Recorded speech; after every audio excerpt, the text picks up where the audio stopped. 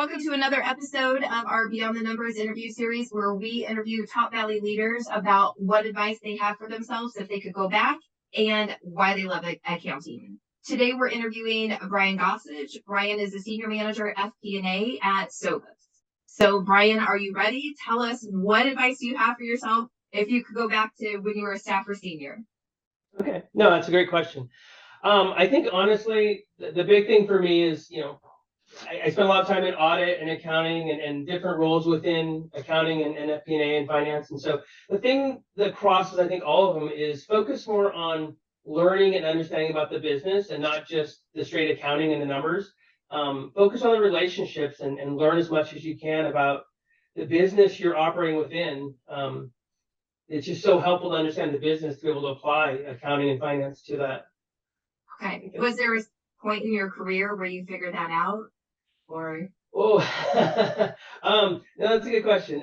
I probably 10 years in, something like that. I mean, after I did auditing initially with Arthur Andersen way back in the day, and it's such a rush just to try and get all the work done. You don't really have time to focus on the people you're interviewing and understanding and getting input from and the business they're operating within. And so it's challenging because that's what you should be doing, is understanding their business to be able to apply accounting logic to that. But it's just hard. That's my big advice. Okay.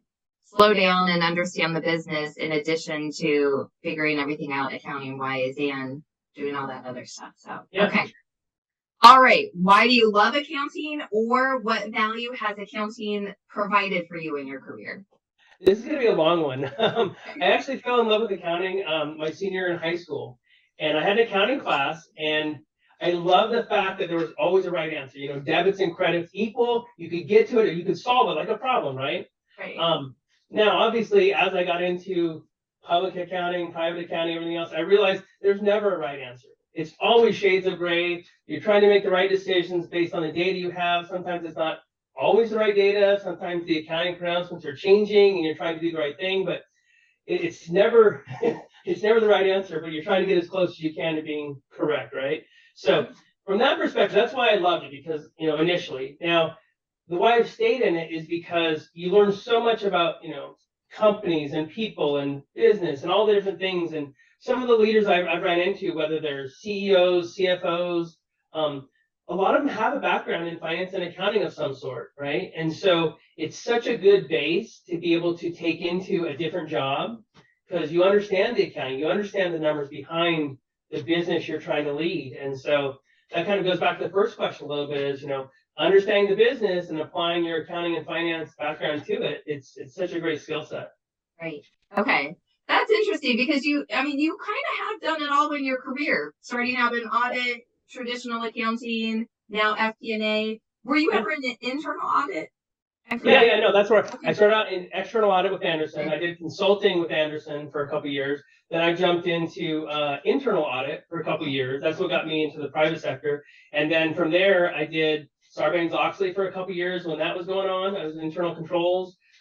Did some actually accounting at a site we had, and then slowly progressed more into FP&A. And I'd say the last decade or so of my career has really been in FP&A. Now I jumped back into accounting a little bit here and there in my last couple roles, but it's the whole spectrum of accounting and finance, I think. Okay, cool. All right. Any other advice you have for somebody that's coming up in their accounting career? Oh, yes. I think it's really just, I say this, I don't know, try and enjoy it. I mean, you're always rushing, you're always trying to get stuff done. There's never enough time. Try and at least take a little bit of time to understand what you're trying to accomplish, right? Don't just take the task and just rush through it to get it done. Ask the question, because the leader you're working with ask them what this is for, what's the outcome, because maybe there's a different way to do it. Maybe there's a way you can streamline it. And then always be prepared whenever you put something together. Always be prepared to go, 1, 2, 3 levels deep, because whatever you put forth as an answer, there's always going to be questions, and people always dig deeper. Leaders are always digging, to make sure you're doing it right. And so make sure you understand what you're doing and not just rushing through it.